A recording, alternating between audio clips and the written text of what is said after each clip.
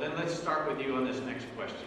Do you believe it's the federal government's role to improve education at the state and local levels? No. Thank you. There's no provision in the Constitution for the federal government to be involved in education.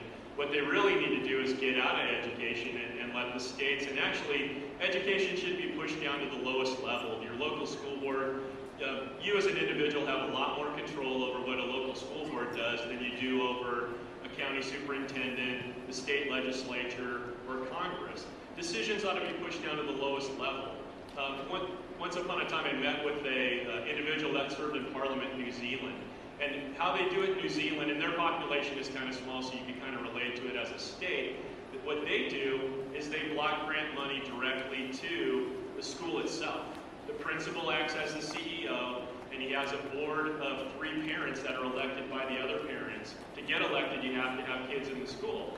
And they are the board of directors that runs that school. The principal has the authority to hire. The principal has the authority to fire.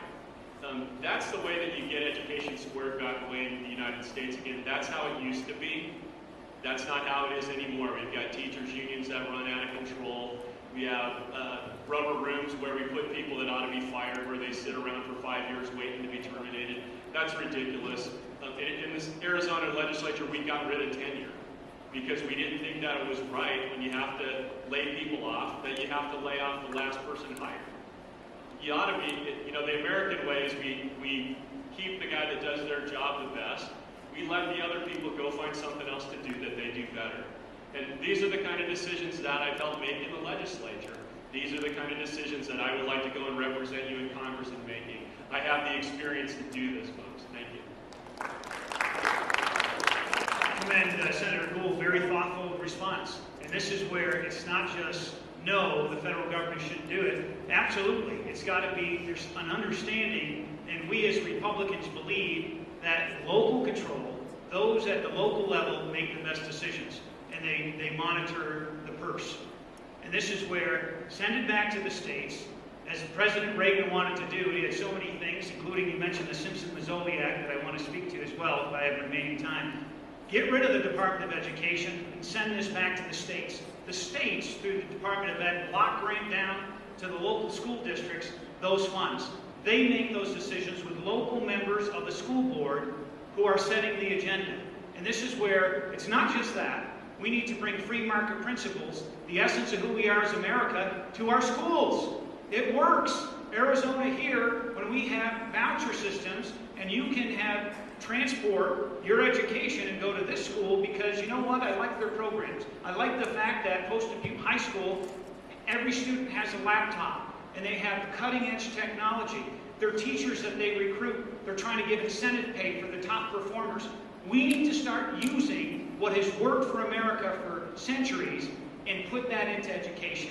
And to make education work, and it's based on performance. You're going to see underperforming schools that have to act or they disappear.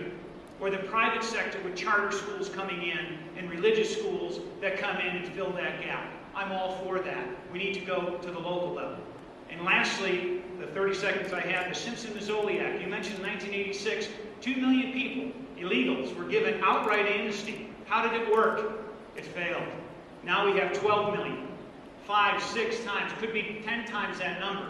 Why? Because the second part of that, securing the border, was never done. Folks, we got to secure the border first before we have any discussion with anybody about what we're doing with the 12 to 20 million people after. Okay, thank you. Sure. I'm actually one, I just thought it was a simple question that was asked, no. And actually I'm the one that actually looked at evolving this away from the federal government, because that's how you're going to accomplish that. And that is taking on No Child Left Behind. It had a good concept, but it's utterly a failure. How about cutting that budget in half, putting it down to the deficit reduction? Take the next half of that budget, divide it up by the number of children eligible for preschool, elementary school, middle school, and high school. And then reward Arizona with its voucher program. Put it on the back of children. And allow a parent, a student, an administrator, and a teacher to form whatever competition will make the market. I don't believe it goes back to the state, because the state has been doing the same thing the federal government has been doing to communities and cities. We need to make sure that it's empowered at the locals level, and that's the equation that wins. Let me straighten out my opponents a little bit on education. In Arizona, we have open enrollment, which means that your child can go to any school in Arizona, provided you're willing to drive them there.